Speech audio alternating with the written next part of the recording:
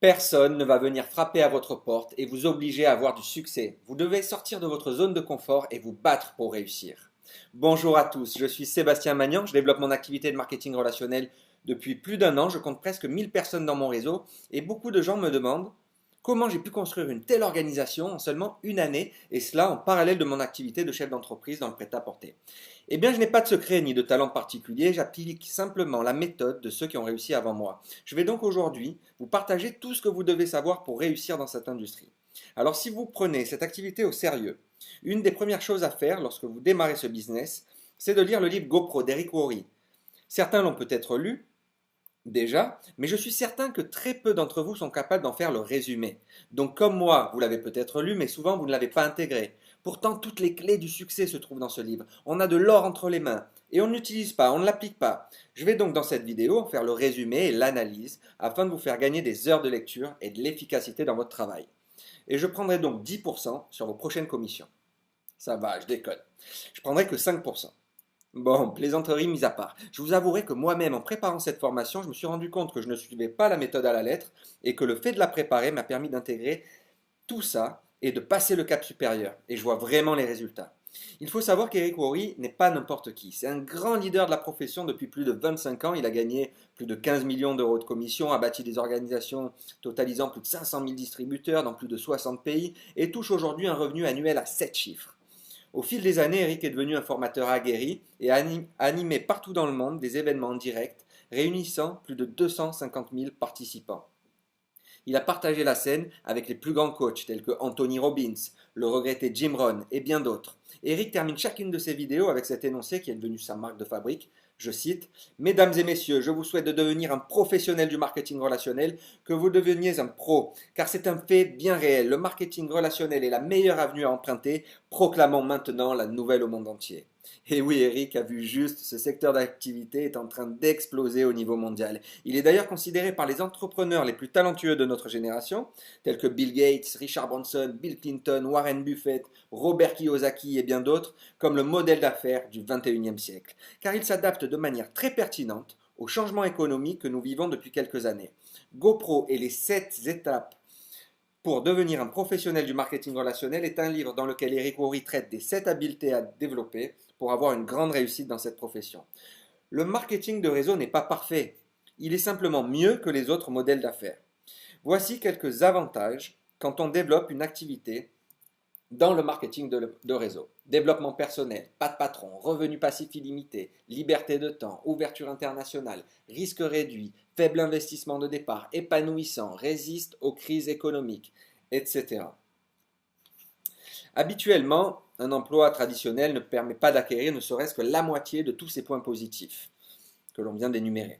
Dans la plupart des modèles économiques traditionnels, quand on veut lancer son entreprise, les investissements et les risques financiers sont beaucoup plus importants, en plus d'un stress permanent.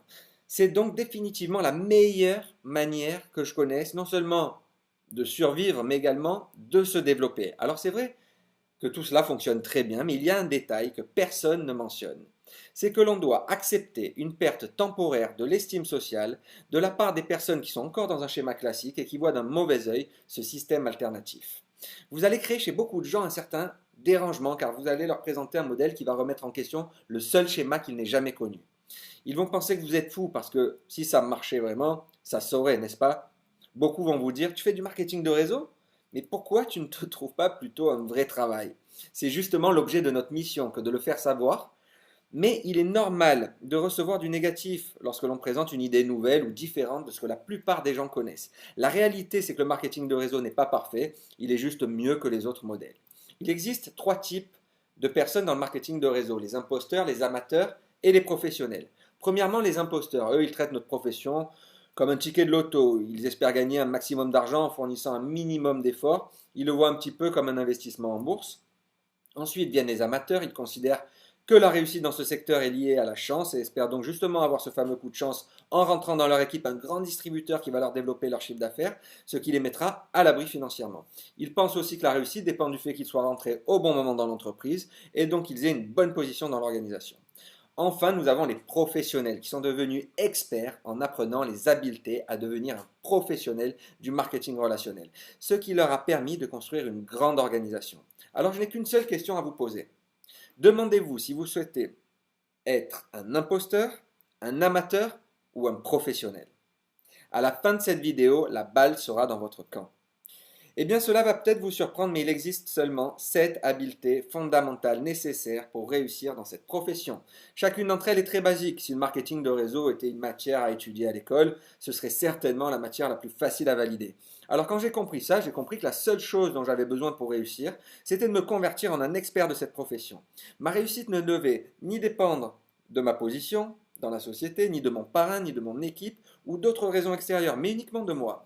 Seuls les amateurs attribuent leur échec à toutes sortes de raisons extérieures, sauf à eux-mêmes.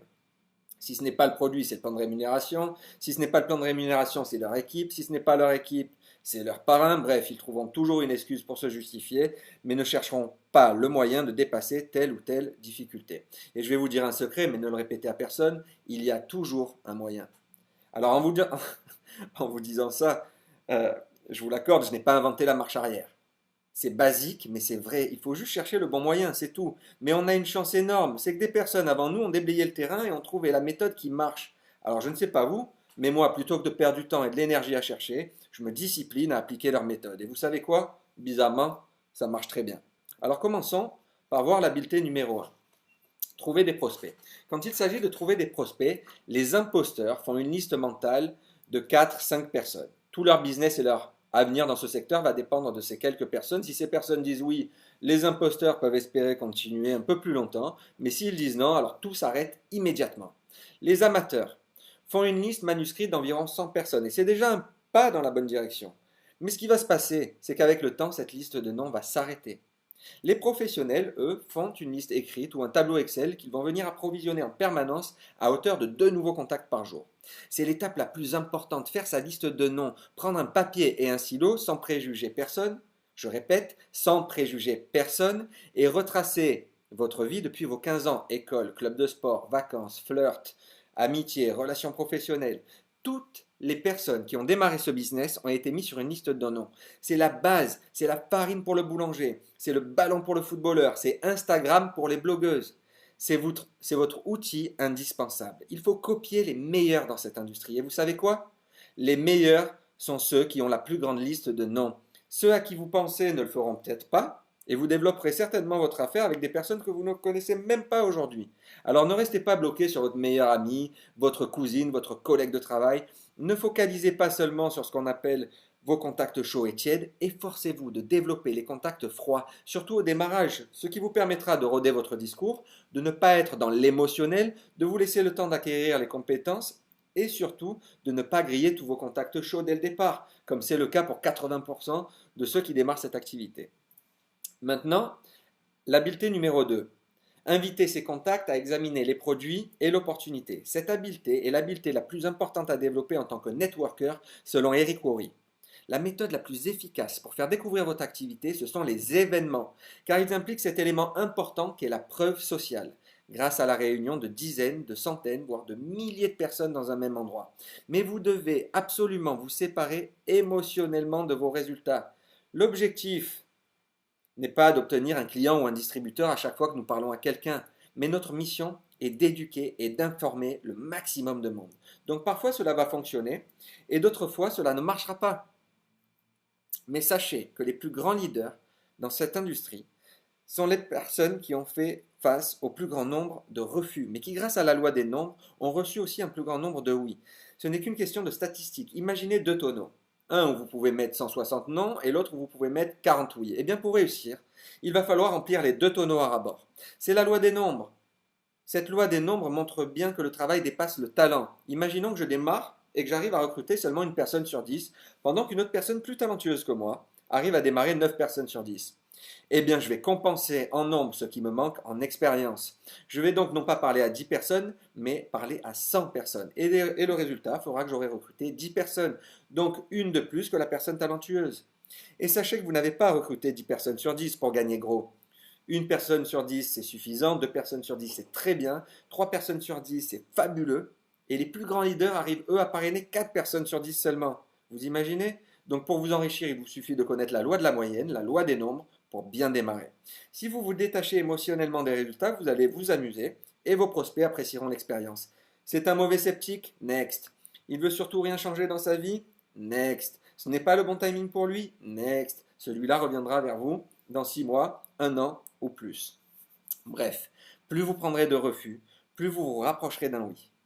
Alors félicitez-vous à chaque fois que vous présentez votre activité ou vos produits, parce que quel que soit le résultat, vous faites ce qu'il faut faire et vous serez très bien récompensé pour ça.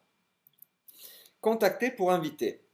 Maintenant, il faut tout simplement contacter pour inviter, pas contacter pour convaincre, pas contacter pour raconter sa vie ou prendre des nouvelles, pas pour raconter le film. Il faut justement dire le moins possible, juste piquer l'intérêt en racontant la bande-annonce, pas le film en entier, sinon cela ne marchera pas, plus personne ne voudra venir voir le film.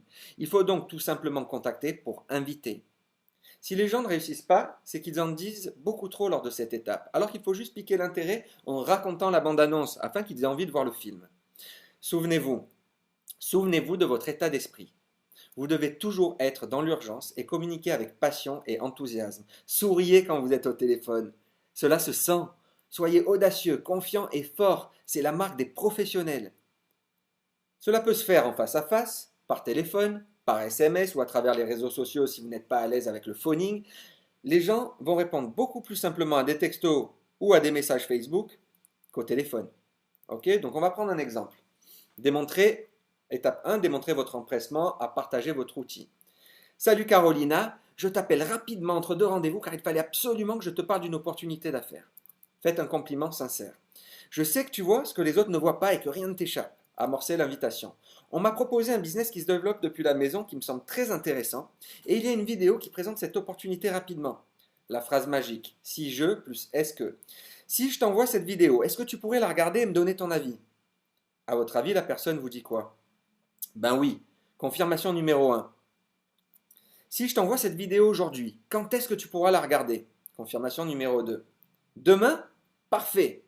Confirmation numéro 3. Donc si je t'appelle après-demain, si je t'appelle jeudi, tu pourras me dire ce que tu en penses?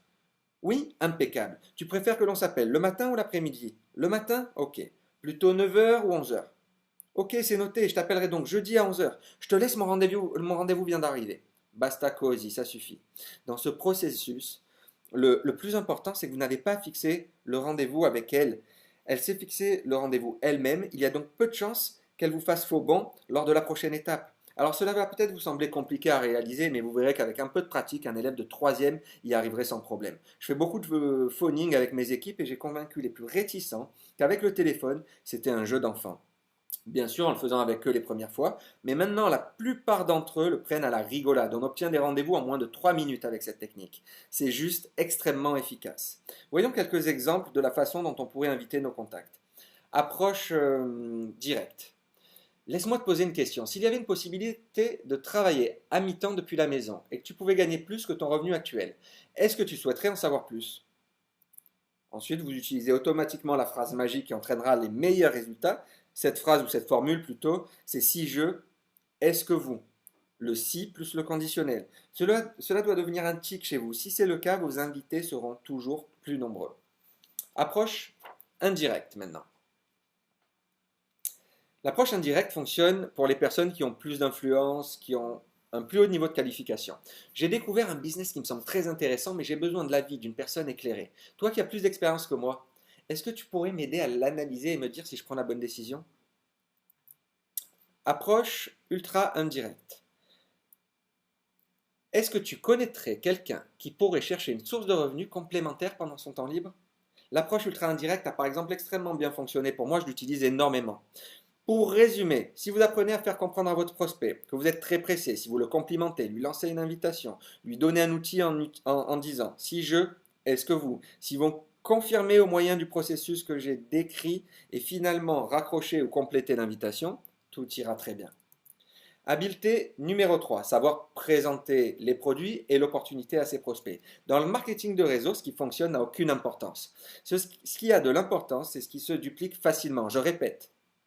L'importance, ce n'est pas ce qui marche, c'est ce qui se duplique facilement. Certes, les produits sont très importants, mais nous ne faisons pas un business de produits, nous faisons un business de duplication. C'est pourquoi les meilleurs vendeurs ne sont pas forcément ceux qui réussissent le mieux dans ce domaine, car ils ne peuvent pas demander à des milliers de personnes de devenir les meilleurs vendeurs du monde. L'idée étant de permettre à un maximum de personnes de réaliser des choses simples de manière illimitée. On va donc inviter des personnes à des événements ou en rendez-vous café en face à face. Il est donc très important d'apprendre très vite et par cœur la présentation standard de la société. Je répète, apprenez dès votre démarrage la meilleure présentation que vous trouverez sur votre société. Et vous devez toujours l'accompagner de votre propre histoire, car les gens ne s'intéressent pas à votre bagage de connaissances, mais ils sont intéressés par votre histoire. Les gens se foutent que vos produits et votre compagnie soient les meilleurs du monde. Ils veulent connaître votre expérience par rapport à tout ça. Alors racontez votre histoire, soyez enthousiaste, passionné, authentique, n'ayez pas peur du regard des autres, affranchissez-vous du conformisme.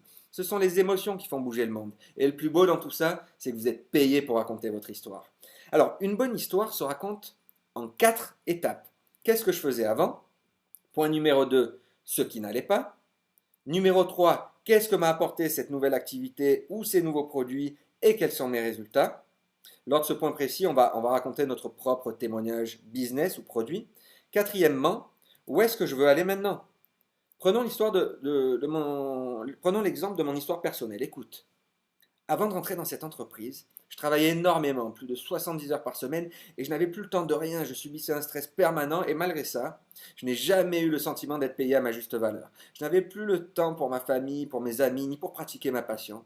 Et je suis arrivé, comme beaucoup de monde, à un point où j'en avais marre de courir après le temps et les factures à payer. Je voulais sortir de cette course folle qui n'a aucun sens si on n'a pas le temps de profiter de la vie pleinement. Alors, lorsque j'ai découvert ce modèle d'affaires, j'ai très vite compris que ce serait la chance de ma vie professionnelle et j'ai commencé à consommer les produits afin de vérifier leur efficacité. Et au vu des résultats sur moi et ma famille, des résultats spectaculaires, je me suis lancé dans l'aventure et aujourd'hui cela a changé mon quotidien. Petit à petit, j'ai commencé à avoir un peu plus de temps pour moi, j'ai pu reprendre une vie pleine de partage, de moments avec ma famille et mes amis, j'ai pu voyager et surtout j'ai pu pratiquer ma passion beaucoup plus régulièrement. Et plus j'avance dans ce business, plus je me rends compte que chaque mois qui passe me permet de gagner un peu plus de confort et de liberté dans tous les domaines qui me tiennent à cœur. Voilà. En résumé, de l'habileté numéro 3. Premièrement, lorsque vous faites de la prospection, vous êtes le messager, vous êtes le facteur et non pas le message. Vous n'êtes pas l'enveloppe. Effacez-vous et utilisez un outil en guise de tierce partie, vidéo, événements, upline, etc., etc. Deuxièmement, écrivez votre histoire et apprenez-la par cœur de manière à éveiller la curiosité de vos prospects et pour leur donner envie d'en entendre davantage. Enfin, troisièmement, tout est dans la préparation. Lorsqu'il s'agit de faire une présentation devant un groupe de gens, lorsque vous êtes bien préparé, c'est amusant. Lorsque vous ne l'êtes pas, c'est terrifiant, croyez-moi. Faites-vous des fiches, préparez vos rendez-vous et relisez vos notes avant chaque rendez-vous. Ça a l'air bête, mais c'est hyper important. Habileté numéro 4. Le suivi des prospects. Dans le marketing de réseau, la fortune est dans le suivi. Notez bien ça. Je répète. Vous avez remarqué, j'aime bien répéter. Mais je répète ça parce que souvent on entend les choses, mais cela prend plus de temps pour les intégrer. Et pour réussir, il va falloir les intégrer dans le but de les appliquer. Donc oui, je répète. La fortune est dans le suivi selon Eric Worre. L'objectif de faire une présentation et de fixer la date de la prochaine présentation. Le processus fonctionne par étapes. Il ne faut donc jamais terminer un rendez-vous sans fixer le rendez-vous suivant, sinon c'est terminé. Vous perdez votre prospect. Rappelez-vous qu'il faut 4 à 6 présentations avant que quelqu'un démarre dans votre équipe. Bien sûr, certaines personnes vont signer à la première présentation, mais c'est très rare. En général, 4 à 6 présentations sont nécessaires afin de passer l'information de la meilleure des manières. Une présentation peut être un rendez-vous en face à face, une réunion à la maison, un événement, un audio, une vidéo, un webinar ou n'importe quel moyen de communiquer sur votre activité. Les professionnels condensent ces entretiens sur la période la plus courte possible. Il faut battre le fer quand il est chaud. Une semaine étant le timing idéal pour démarrer et finir le processus de recrutement afin d'obtenir les meilleurs résultats. Après une présentation, il faut toujours envoyer des compléments d'information et rappeler la personne dans les 48 heures. En une semaine, vous donnez la possibilité à vos contacts de penser réellement à la manière dont ils vont pouvoir améliorer leur quotidien. Vous leur faites un cadeau sans qu'ils le sachent encore. Du coup, durant ce processus, il est naturel qu'apparaissent un certain nombre d'objections. Notez bien, ces objections ne sont pas mauvaises. Elles nous aident à comprendre les points d'incompréhension, les doutes, les méconnaissances de notre interlocuteur, ce qui va permettre d'éclairer sa vision et de répondre à ses interrogations en particulier. D'où l'importance lors d'un premier rendez-vous, de démarrer par 5 minutes d'écoute active où l'on questionne la personne afin de bien cerner et comprendre la personnalité, les besoins, l'état d'esprit du moment de notre prospect. On adaptera ensuite notre angle d'approche et on s'appuiera lors de la présentation sur les points auxquels est attaché notre prospect. Exemple. Si c'est le produit, on appuiera sur les produits. Si c'est le business, on appuiera sur le plan de rémunération. Si c'est le lien social, on appuiera sur le développement personnel et l'épanouissement.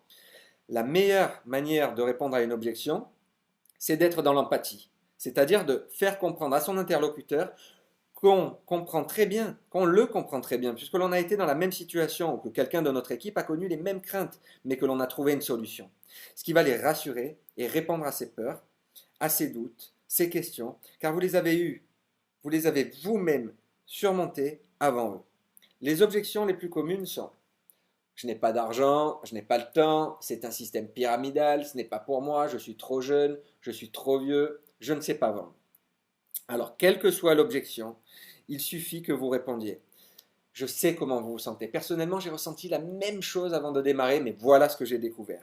Grâce à cette technique, vous n'êtes pas dans la confrontation, mais au contraire, vous créez un climat de confiance et vous êtes en train de lui faire découvrir une solution à une problématique commune. Quand par exemple quelqu'un me dit: oh, mais c'est un système pyramidal, je dis toujours: ah non, les organisations pyramidales sont illégales et jamais je ne m'engagerai dans des activités illicites. Je pensais la même chose que vous avant de démarrer. Puis je me suis renseigné, je me suis très vite aperçu que le marketing de réseau n'a rien à voir avec le système pyramidal de Ponzi qui est illégal. Les gens confondent souvent les deux car dans les deux cas on utilise un système de parrainage, mais c'est complètement différent. Je peux vous l'expliquer si vous voulez. Voilà. Et dans ce cas, éventuellement, vous expliquez la différence entre les deux modèles. Rappelez-vous que votre but est l'éducation et la compréhension. Si vous croyez vraiment au système et en vos produits, soyez-en fiers. Et ne vous mettez pas dans la peau de celui qui va importuner ses amis. Si vous découvriez une mine d'or et qu'il suffisait de creuser pour que chacun devienne riche et puisse réaliser ses rêves, est-ce que vous n'appelleriez pas tout excité toutes les personnes qui vous sont chères? Bien sûr que oui. Alors détendez-vous, c'est un cadeau que nous leur faisons. Et vous devez être convaincu pour être convaincant. Hop, une coupure très rapide pour vous inviter à me contacter. Si vous souhaitez des informations sur notre société, dont je n'ai pas besoin de faire l'éloge, puisqu'elle est la compagnie numéro 1 dans cette industrie en termes de croissance et de momentum. J'ai l'honneur de travailler avec des leaders qui ont plus de 20 ans d'expérience, des formateurs qui coachent de grands chefs d'entreprise, et nous avons construit une équipe puissante et attractive puisqu'aujourd'hui nous attirons dans nos rangs de grands professionnels de cette industrie. Sachez qu'avec nous, vous allez gagner du temps et de l'énergie car vous serez dans les meilleures conditions pour réussir. Passons maintenant à l'habileté numéro 5, aider ses prospects à devenir clients ou distributeurs. À la fin de votre présentation, vous pouvez demander à vos prospects plusieurs choses. Qu'est-ce qui t'a le plus plu dans tout ce que tu viens de voir? Sa réponse sera forcément positive dans la mesure où votre question implique une réponse positive dans sa formulation. À ce moment-là, vous allez avoir une piste pour savoir dans quel sens orienter votre discours. S'il dit oui, s'il dit le produit, pardon, alors votre prochain entretien se fera certainement autour du produit. S'il dit la liberté financière, alors votre prochain entretien portera sur l'opportunité d'affaires.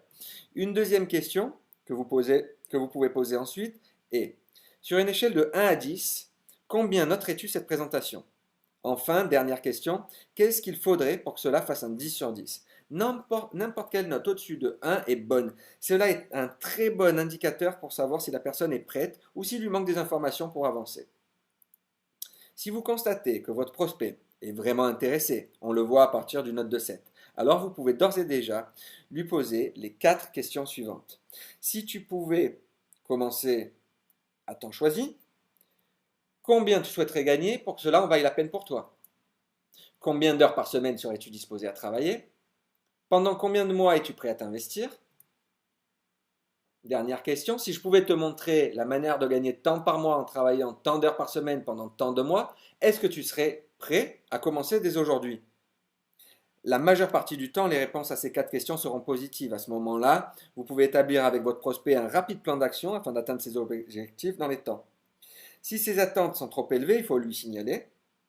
Lui signaler quoi? Lui signaler de revoir ses objectifs à la baisse ou alors d'augmenter son niveau d'implication.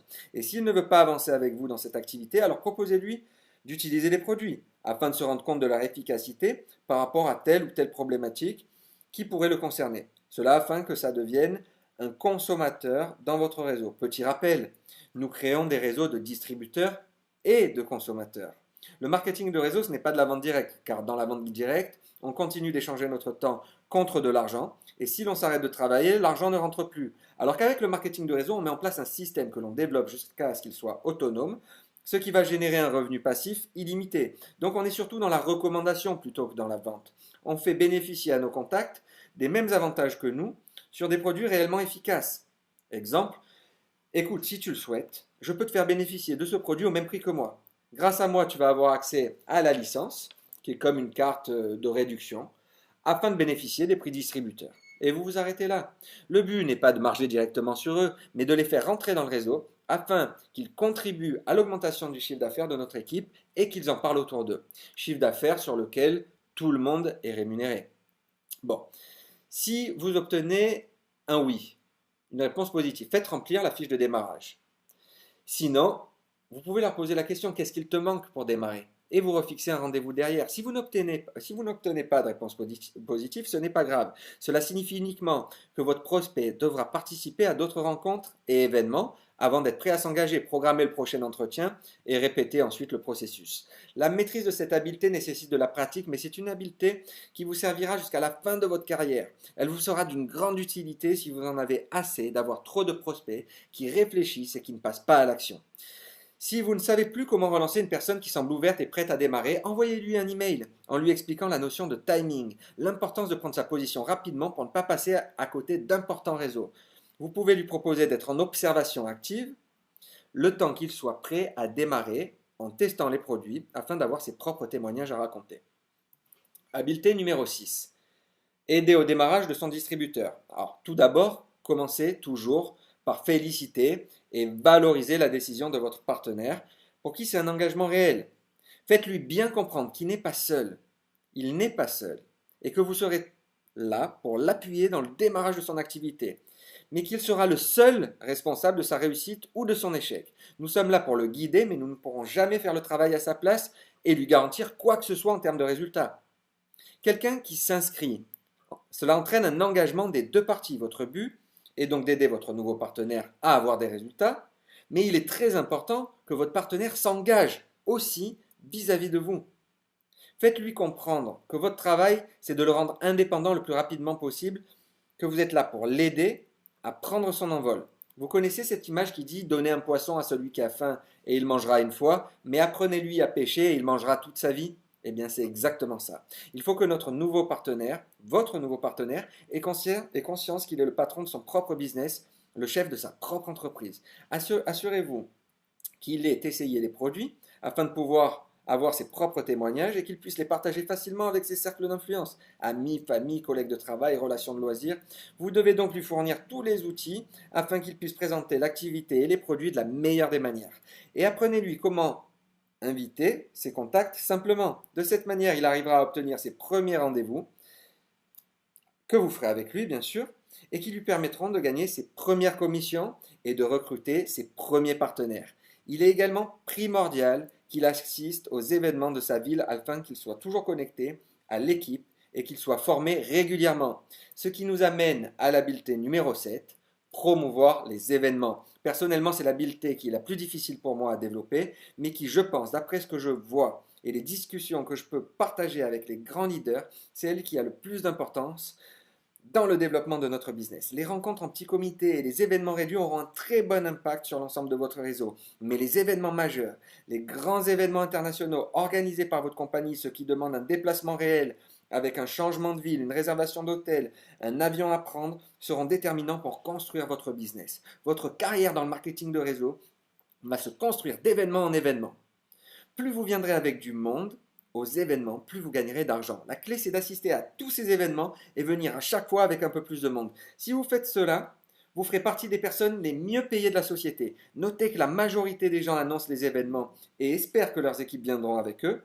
Mais il y a une grande différence entre être un annonceur et être un promoteur. Promouvoir un événement est une réelle compétence à développer. Être un promoteur, c'est de faire de cet événement une priorité, de faire prendre conscience à ses équipes que s'il y a une seule chose à faire dans ce business, c'est de se rendre aux événements car ils vont leur permettre de gagner du temps et de l'argent dans leur ascension. Ce que dit Eric Worre, c'est que tu vas gagner 1000 dollars annuels pour chaque personne de ton organisation présente à un événement international. Eric Worre dit: je ne saurais pas vous dire combien de gens qui avaient décidé de ne pas assister à un événement et qui ont changé d'avis parce que j'ai su les convaincre sont venus et se sont inscrits dans la foulée. Ici, la leçon à retenir, c'est de raconter votre histoire et non pas de gober la leur. Tout ce qui en vaut la peine prend du temps.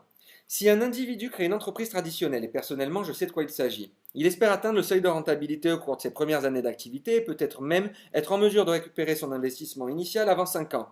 Mais lorsqu'un individu crée une entreprise de marketing de réseau, il espère récupérer son argent au cours de son premier mois d'activité, réaliser un profit le deuxième mois et être riche à la fin du troisième.